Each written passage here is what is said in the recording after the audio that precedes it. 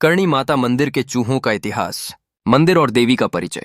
करणी माता 1337 राजस्थान की एक पूजनीय संत और देवी मानी जाती हैं। वे चारण समाज से थीं और उन्हें दुर्गा का अवतार माना जाता है। उनका मुख्य मंदिर राजस्थान के बीकानेर जिले के देशनोक में स्थित है। चूहों की अनोखी परंपरा कैसे शुरू हुई? मंदिर में रहने वाले लगभग 20,000 से अधिक चूहों को काबा कहा जाता है। इनके बारे में एक प्रसिद्ध कथा है। लोक कथा के अनुसार कहा जाता है कि करणी माता के सौतेले पुत्र लक्ष्मण की मृत्यु एक तालाब में डूबने से हो गई। तब करणी माता ने यमराज से उसे जीवित करने की प्रार्थना की। यमराज ने मना किया, लेकिन करणी माता ने घोषणा की कि उनके वंशज अब यमराज के अधीन नहीं होंगे। इसके बाद लक्ष्मण को चूहे के रूप में पुनर्जीवित किया गया। तब से माना जाता है कि करणी माता के अनुयायी मृत्यु के बाद चूहे के रूप में जन्म लेते हैं और फिर मनुष्य रूप में पुनर्जन्म पाते हैं। सफेद चूहों का विशेष महत्व। मंदिर में काले चूहों के बीच कुछ सफेद चूहे भी हैं। इन्हें करणी माता और उनके पुत्रों का अवतार माना जाता है। सफेद चूहे का दर्शन अत्यंत शुभ माना जाता है। श्रद्धा और परंपरा। मंदिर में आने वाले भक्त चूहों को प्रसाद खिलाते हैं। यदि कोई चूहा गलती से किसी के पैर के नीचे आ जाए तो श्रद्धालु को चांदी या सोने का चूहा दान करना पड़ता है। यहाँ नवरात्रि में विशेष मेले का आयोजन होता है। ऐतिहासिक निर्माण। वर्तमान मंदिर का निर्माण मुख्यतः 20वीं सदी की शुरुआत में बीकानेर रियासत के शासक गंगा सिंह द्वारा कराया गया था।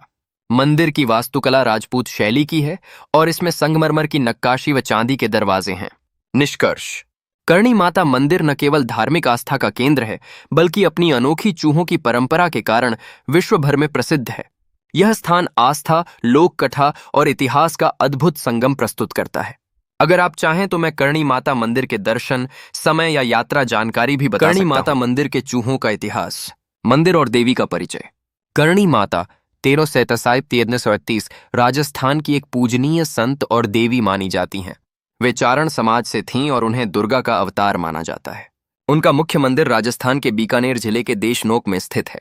चूहों की अनोखी परंपरा कैसे शुरू हुई? मंदिर में रहने वाले लगभग 20,000 से अधिक चूहों को काबा कहा जाता है। इनके बारे में एक प्रसिद्ध कथा है। लोक कथा के अनुसार कहा जाता है कि करणी माता के सौतेले पुत्र लक्ष्मण की मृत्यु एक तालाब में डूबने से हो गई। तब करणी माता ने यमराज से उसे जीवित करने की प्रार्थना की। यमराज ने मना किया, लेकिन करणी माता ने घोषणा की कि उनके वंशज अब यमराज के अधीन नहीं होंगे। इसके बाद लक्ष्मण को चूहे के रूप में पुनर्जीवित किया गया। तब से माना जाता है कि करणी माता के अनुयायी मृत्यु के बाद चूहे के रूप में जन्म लेते हैं और फिर मनुष्य रूप में पुनर्जन्म पाते हैं। सफेद चूहों का विशेष महत्व। मंदिर में काले चूहों के बीच कुछ सफेद चूहे भी हैं। इन्हें करणी माता और उनके पुत्रों का अवतार माना जाता है। सफेद चूहे का दर्शन अत्यंत शुभ माना जाता है। श्रद्धा और परंपरा। मंदिर में आने वाले भक्त चूहों को प्रसाद खिलाते हैं।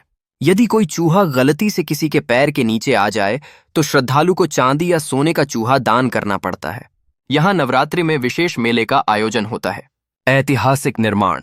वर्तमान मंदिर का निर्माण मुख्यतः 20वीं सदी की शुरुआत में बीकानेर रियासत के शासक गंगा सिंह द्वारा कराया गया था। मंदिर की वास्तुकला राजपूत शैली की है और इसमें संगमरमर की नक्काशी व चांदी के दरवाजे हैं।